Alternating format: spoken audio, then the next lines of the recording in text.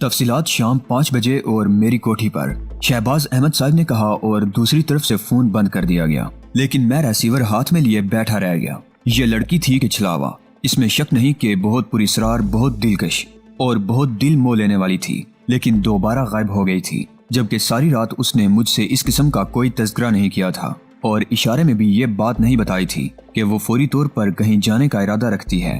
Secret agent تھی وہ بھی مشہور ترین، تاہم اس کے بارے میں معلومات حاصل کر لینا ضروری تھا اور میں نے آفتاب کمال سے کہا ضلع ایڈمن ناروے ہوٹل کے روم نمبر 708 میں ہے، ذرا اس کے بارے میں معلومات حاصل کر کے مجھے فون پر اطلاع دینا۔ آفتاب کمال چلا گیا اور میں کاہلوں کی طرح صوفے پر دراز ایڈمن کے بارے میں سوچتا رہ گیا۔ یہ دوہری چوٹ بڑی زبردست تھی، لیکن میرے ہونٹوں پر عجیب سی مسکراہٹ پھیل گئی۔ یہ بھی برا نہیں ہے، آفتاب کمال نے وہی اطلاع دی تھی جو شہباز احمد صاحب مجھے دے چکے تھے، لیکن ضلع ایڈمن کہاں گئی؟ کیا اس کا میرے ساتھ کام کرنا ضروری نہ تھا، یا پھر وہ اپنے طور پر اس مشن پر کام کر رہی ہے؟ خیر، اب یہ تو معلوم تھا کہ اس کا تعلق جرمن سیکرٹ سروس سے ہے، چنانچہ اسے تلاش کرنے میں بہت زیادہ دقت نہیں پیش آئے گی۔ یہ بھی ہو سکتا ہے کہ وہ اس کیس میں کہیں اور مل جائے، لیکن اب حسرتوں کا شکار نہیں ہوا جا سکتا تھا۔ ظاہر ہے میدان وسیع تھے اور میرے ہاتھ میں بندوق بھی تھی۔ شام کو ٹھیک 5 بجے میں شہباز احمد صاحب کی کوٹھی کے دروازے پر تھا۔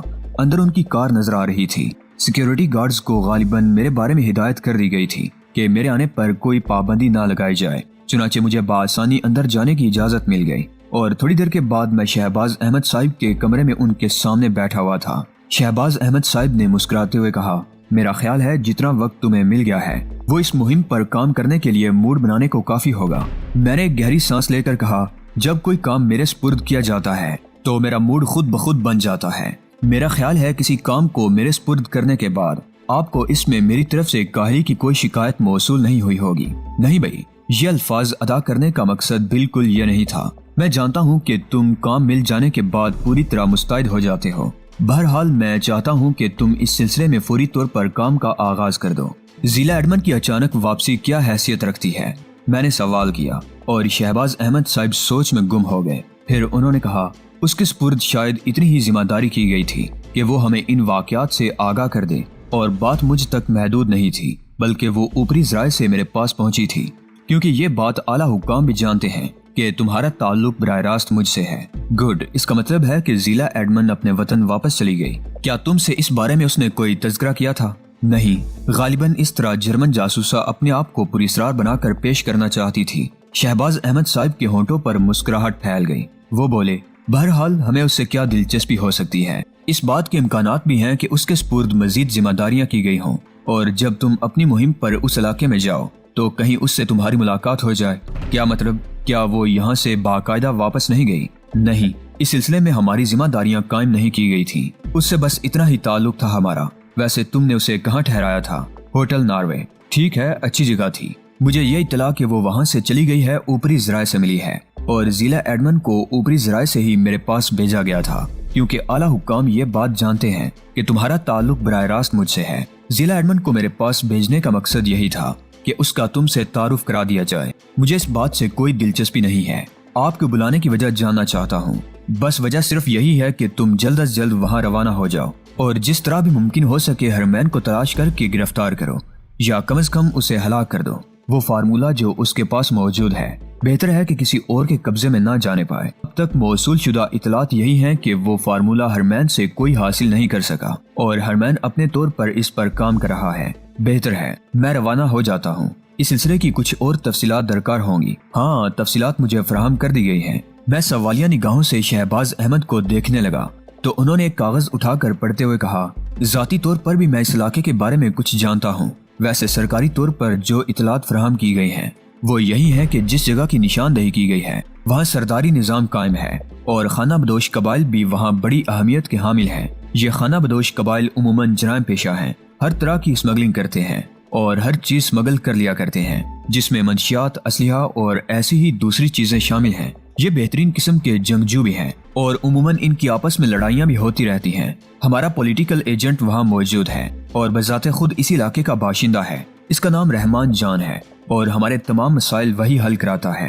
رحمان جان تم سے ہر طرح کا تعاون کرے گا، اس کے بارے میں تمہیں تمام تفصیلات سے آگاہ کر دیا جائے گا۔ خاص طور سے تمہیں 2 قبیلوں پر نگاہ رکھنی ہے۔ ان میں سے ایک قبیلہ جنول کے نام سے مشہور ہے اور دوسرا مرجان۔ ان دونوں قبیلوں کے درمیان کبھی مفاہمت ہو جاتی ہے اور کبھی بدترین دشمنی، لڑتے جگڑتے ہی رہتے تھے، لیکن دونوں ہی خطرناک ہیں اور سرحدی علاقے میں ان کا تعلق براہ راست مقامی سرداروں سے ہے۔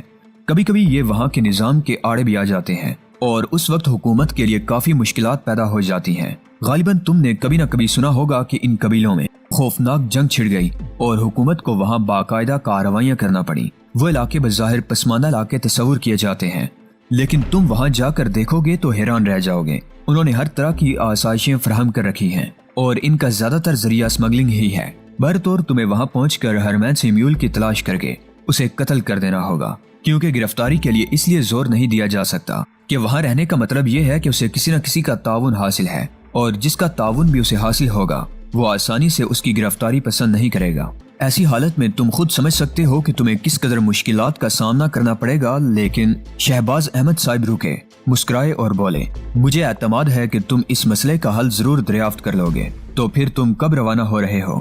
بہت جلد، شاید کل، میں نے جواب دیا، اور شہباز احمد صاحب بولے، میری نیک خواہشات تمہارے ساتھ ہیں۔ آفتاب کمال نے ڈپارٹمنٹ 2A4 میں باقی تفصیلات سے مجھے آگاہ کیا۔ وہاں تک کے لیے ہوائی سروس ایک مخصوص مقام تک تھی اور اس کے بعد سے بسوں کے ذریعے باقی سفر طے کرنا تھا۔ چنانچہ میں تیاریاں کرنے لگا اور ان تیاریوں کے سلسلے میں کسی کو اطلاع دینا قطعی ضروری نہیں تھا، یہاں تک کہ شہباز احمد صاحب کو بھی میں نے یہ نہیں بتایا کہ میں کب روانہ ہو رہا ہوں۔ اور اس کے بعد میرا طیارہ جو اندرونی پروازوں پر رہتا تھا مجھے لے کر اس شہر کی جانب چل پڑا، جہاں پہنچنے کے بعد مجھے آگے کا سفر کرنا تھا۔ موسم کی خرابی کی بنا پر اس شہر پہنچنے کے بعد طیارے کو فضا میں کئی چکر لگانے پڑے۔ باہر بارش ہو رہی تھی اور دھند چھائی ہوئی تھی، تاہم کچھ دقتوں کے بعد طیارہ رن وے پر اتار لیا گیا۔ مسافروں کو ہوشیار رہنے کی ہدایت کی گئی تھی، لیکن طیارے کو کوئی نقصان نہیں پہنچا۔ باہر شاید بارش ہو رہی تھی، جس کی بنا پر خصوصی انتظامات کرنے کے لیے کچھ وقت لگایا گیا اور پھر مسافروں کو محفوظ طریقے سے ایئرپورٹ لاؤنج تک لے جایا گیا۔ یہاں البتہ مسافروں کی سہولت کے لیے کافی بہتر بندوبست تھا، چنانچہ کوئی دقت نہیں ہوئی۔ مسافروں سے یہ بھی پوچھا گیا کہ وہ کہاں کہاں جانا چاہتے ہیں۔ میں نے ایک ہوٹل کا نام دے دیا تھا۔ ظاہر ہے اس وقت ہوٹل کا قیام ہی ممکن ہو سکتا تھا، کیونکہ بارش میں آگے جانے کا تو سوال ہی نہیں پیدا ہوتا تھا۔ ویسے بھی ضروری تھا، کیونکہ مجھے اس علاقے کے بارے میں سفر کے ذرائع کے متعلق معلومات حاصل کرنا تھی۔ جس ہوٹل کا میں نے نام لیا تھا اس کے بارے میں بہت بار سن چکا تھا۔ سرحدی شہر میں یہ ہوٹل بڑی خوبصورت جگہ پر واقع تھا۔ یہاں پہنچنے کے بعد میں نے صحیح معنوں میں بارشوں کا پورا لطف لیا تھا۔ سردی کافی تھی، حالانکہ میں روانہ ہوا تھا تو میرے پاس سردی کا کوئی لباس موجود نہیں تھا۔ ان علاقوں کے بارے میں یہ تو سنا تھا کہ یہاں سردی زیادہ ہوتی ہے، لیکن اتنی سردی کی بھی توقع نہیں تھی۔ تاہم کمرہ گرم تھا۔ البتہ میں یہ سوچ رہا تھا کہ کل دن میں سب سے پہلا کام سردی کے لباسوں کی خریداری کا کرنا ہے۔ خشک اور بے کیف رات بہت تکلیف دہ تھی۔ ایسے حسین موسم میں تو بہت سے سہاروں کی ضرورت ہوتی ہے، لیکن اس سرحدی شہر کی روایات بھی میں جانتا ہوں۔ سہارے مل تو سکتے ہیں، لیکن ان کا حصول آسان نہیں تھا، اور میں بھرطور اس قسم کے معاملات میں زیادہ خطرات مول لینے کا عادی نہیں تھا۔ صبح کو تقریباً 10:30 بجے سو کر اٹھا اور ضروریات سے فارغ ہونے کے بعد کھڑکی کھول کر باہر کا منظر دیکھا۔ آسمان صاف تھا اور سڑکوں کو دیکھ کر اندازہ ہی نہیں ہوتا تھا کہ یہاں ایک قطرہ بھی بارش کا گرا ہے۔ انتظامات بہترین تھے۔ بھرطور موسم کے خوشگوار ہو جانے سے مجھے بھی خوشی ہوئی تھی۔ ابھی کوئی فیصلہ نہیں کر پایا تھا کہ دروازے پر دستک ہوئی اور میں نے یہی سوچا کہ ویٹر کسی کام سے آیا ہے۔ دروازہ بند نہیں تھا۔ میری اجازت ملنے پر اندر آنے والا اندر داخل ہو گیا اور اسے دیکھ کر مجھے سنبھلنا پڑا۔ شلوار قمیض میں ملبوس ایک بہترین جسامت کا نوجوان آدمی تھا، جسے خوبصورت ترین کہا جا سکتا تھا۔ خد و خال غیر ملکیوں کی طرح تھے۔ آنکھیں انتہائی خوبصورت اور نیلی تھیں۔ ایک نگاہ میں دیکھ کر اسے ایک دلکش نوجوان کہا جا سکتا تھا۔ میں نے مسکراتے ہوئے اس کا خیر مقدم کیا اور وہ آگے بڑھ کر بولا، میرا نام غلام آغا ہے اور میں آپ کے پاس ایک اہم مسئلے میں حاضر ہوا ہوں۔ بیٹھو۔ میں نے اسے گہری نگاہوں سے دیکھتے ہوئے کہا اور میری اجازت ملنے پر وہ بیٹھ گیا۔ پھر اس نے اپنی قمیض کی جیب سے ایک کارڈ نکالا اور اسے نکال کر میرے سامنے رکھ دیا۔ وہ سرکاری عہدیدار تھا اور وزارت داخلہ کی شناخت رکھتا تھا۔ میں نے گہری نگاہوں سے اسے دیکھا تو وہ بولا، مقامی پولیٹیکل ایجنٹ رحمان جان میرے چیف ہیں اور میں ان کے مقاصد کے لیے کام کرتا ہوں۔ مقامی قبیلے سے ہی میرا تعلق ہے اور میری مدت ملازمت تقریباً 8 سال ہے۔ رحمان جان کو آپ کی آمد کے بارے میں اطلاع تھی اور مجھے پیشگی روانہ کر دیا گیا۔ ایئرپورٹ سے میں نے آپ کو دیکھا اور اس کے بعد آپ کے ہوٹل تک آپ کا تعاقب کیا۔ بارش کی وجہ سے ذرا پریشانی ضرور ہوئی، لیکن جب میں نے یہ دیکھ لیا کہ آپ اطمینان سے اس ہوٹل میں آ پہنچے ہیں تو میں اطمینان سے اپنے گھر واپس چلا گیا۔ اور اب میں اس وقت آپ کے پاس اسی لیے آیا ہوں کہ آپ کو آئندہ کے معاملات میں مدد دوں۔ مجھے کسی قدر تعجب ہوا تھا۔ میں نے کہا، کیا رحمان جان کو میرے بارے میں تفصیلات بتا دی گئی ہیں؟ ہاں، اور رحمان جان نے مجھے بھیجا تو ظاہر ہے صرف اتنی سی شناخت کافی نہیں ہوگی، اور آپ کو مجھے اپنے بارے میں مکمل تفصیلات بتانا ہوگی، بلکہ اپنے بارے میں ہی نہیں، آپ کے بارے میں، تاکہ آپ کو اطمینان ہو جائے۔ آپ یہاں ایک ایسے شخص کی تلاش میں آئے ہیں جو مقامی باشندہ نہیں ہے لیکن مقامی باشندوں کے درمیان موجود ہے، اور آپ کو اس کے خلاف کام کرنا ہے کیونکہ وہ ایک خطرناک مجرم ہے۔ وزارت داخلہ کی طرف سے آپ کو بھیجا گیا ہے اور وزارت خارجہ براہ راست اس میں ملوث ہے۔ ہمیں ہدایت کی گئی ہے کہ ہم آپ سے بھرپور تعاون کریں اور آپ کو یہاں کے بارے میں تفصیلات فراہم کریں۔ کیا اب آپ یہ بتانا پسند کریں گے کہ پہلی بات تو یہ ہے کہ آپ کو مجھ پر اعتماد ہوا یا نہیں؟ یقیناً غلام آغا، میں سمجھتا ہوں کہ اتنا کچھ کافی ہے، تاہم اس بات کا بھی انتظام کر دیا گیا ہے کہ آپ کا رابطہ براہ راست وزارت خارجہ کے سیکریٹری جناب شہباز احمد صاحب سے رہے اور آپ ان سے کسی بھی مسئلے میں مزید ہدایات لے سکیں۔ Very good. اب آپ سے یہ معلوم کرنا پسند کروں گا کہ وہ شخص کیا آپ کا شناسہ ہے؟ میرا مطلب ہے آپ اسے چہرے سے پہچانتے ہیں؟ میرے پاس اس کی تصویر موجود ہے، میں نے کہا، اور اپنے سامان سے ہرمین کی وہ تصویر نکال کر اس کے سامنے کر دی جو اس گروپ فوٹو سے انلارج کر کے علیحدہ کی گئی تھی۔ آغا اس تصویر کو بغور دیکھنے لگا، پھر بولا، حیرت انگیز طور پر اس کے نقوش ہمارے ہاں کے لوگوں سے ملتے جلتے ہیں، اور آپ کا کہنا ہے کہ یہ مقامی شخص نہیں ہے۔ ویسے اس شخص کے ساتھ بھی اور کوئی تصویر ہوگی، اگر ہمیں وہ تصویریں بھی فراہم ہو جائیں تو ہم یہ اندازہ لگا سکتے تھے کہ وہ کون لوگ ہیں جو اس کے ساتھ موجود ہیں۔ نہیں، یہ ممکن نہیں۔ تصویر ان سیاحوں کی لی ہوئی ہے جو انہوں نے وہاں گھومتے پھرتے ہوئے لی تھی، اور اس وقت زیادہ تر سیاح ہی اس کے آس پاس موجود تھے۔ تصویر سے یہ اندازہ ہوتا ہے کہ وہ نہ صرف مقامی لوگوں میں گل مل گیا ہے بلکہ اس نے مقامی لوگوں کا لباس اور زبان بھی اختیار کر لی ہوگی، ورنہ یہاں کے لوگ عموماً بیرونی لوگوں کو اپنے درمیان شامل نہیں ہونے دیتے۔ ہمیں اطلاع ملی ہے کہ یہ قبیلہ جنول اور قبیلہ مرجان کے درمیان موجود ہے اور انہی کے درمیان یہ وقت گزار رہا ہے۔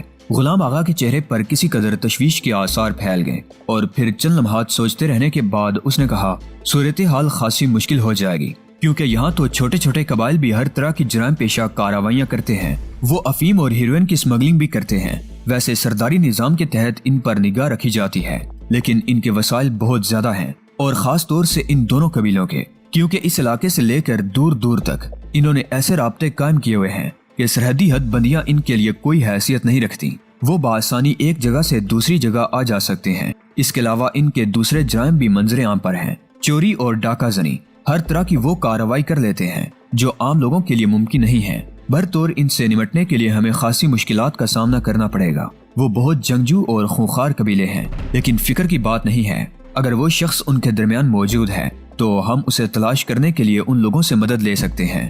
خوش بختی کی بات یہ ہے کہ رحمان جان کے تعلقات دونوں ہی قبیلوں کے سربراہوں سے ہیں۔ اگر یہ معاملہ براہ راست ان سے متعلق نہیں ہے تو یقینی طور پر وہ ہماری مدد کریں گے، اور اگر وہ سربراہ یا ان میں سے ایک جو ہرمین کا سرپرست ہوا یہ بات معلوم کر لے گا تو کیا وہ ہمارے لیے مشکلات نہیں کھڑی کرے گا؟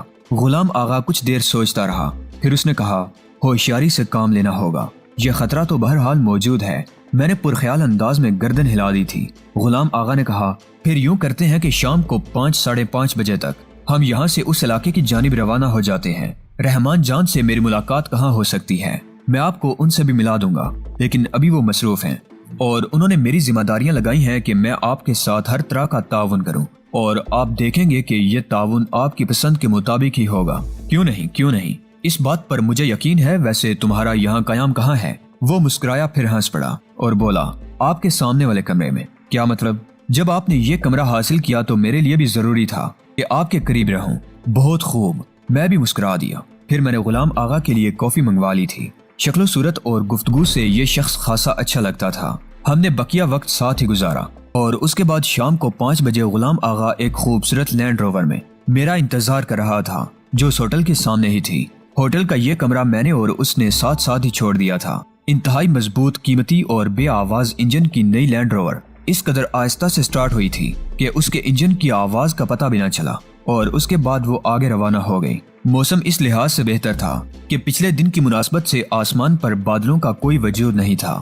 دن میں سورج بھی بھرپور طریقے سے نکلا تھا اور اس وقت بھی ہوا چل رہی تھی، اور بظاہر ایسے امکانات نہیں تھے کہ بارش ہو جائے۔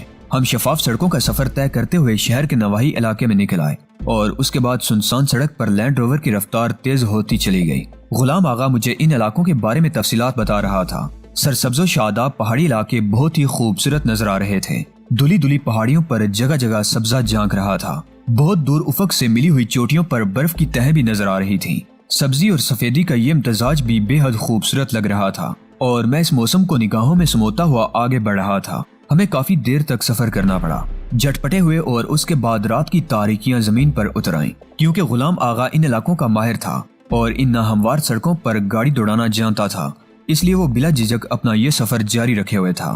फिर इस सफर में अच्छी खासी रात हो गई थी जब लैंड रोवर एक बस्ती में दाखिल हुई। बस्ती बहुत ज्यादा जदीद नहीं थी, लेकिन फिर भी यहाँ बने हुए मकानात काफी खूबसूरत थे और हर तरह के मकानात इस बस्ती की आबादी में शामिल थे। गुलाम आगा ने कहा, वैसे तो मैं तुम्हें कयाम के लिए अपना मकान ही पेश करता, लेकिन इससे पहले ये जरूरी है कि हम दोनों रहमान जान के मकान पर जाकर रुकें। मुमकिन है वहाँ हमारे लिए रहमान जान का कोई पैगाम ही मौजूद हो। जब उस खूबसूरत मकान के वसी और रीज अहाते के बड़े गेट के सामने लैंड रोवर रुकी तो गुलाम आगा ने मुस्कुराते हुए कहा, वाह, इसका मकसद है कि रहमान जान मौजूद है। उसकी वो गाड़ी देख रहे हो ना, वो सिर्फ और सिर्फ इसी के इस्तेमाल में रहती है। गुलाम आगा ने गाड़ी का हार्न दिया तो बड़ा गेट खुल गया और वो गाड़ी को वसी और रीज अहाते में अंदर लेता चला गया। दोस्तों, आज की किस्त आपको कैसी लगी? कमेंट बॉक्स में अपनी कीमती राय का इजहार लाजमी करें। वीडियो को लाइक करके अपने दोस्तों अजीजों से लाजमी शेयर करें। चैनल को लाजमी सब्सक्राइब करें। अगली वीडियो तक इजाजत दीजिए। तब तक अपना और अपने इस चैनल ऐलान हकीकत का ख्याल रखिएगा। अल्लाह निगहबान।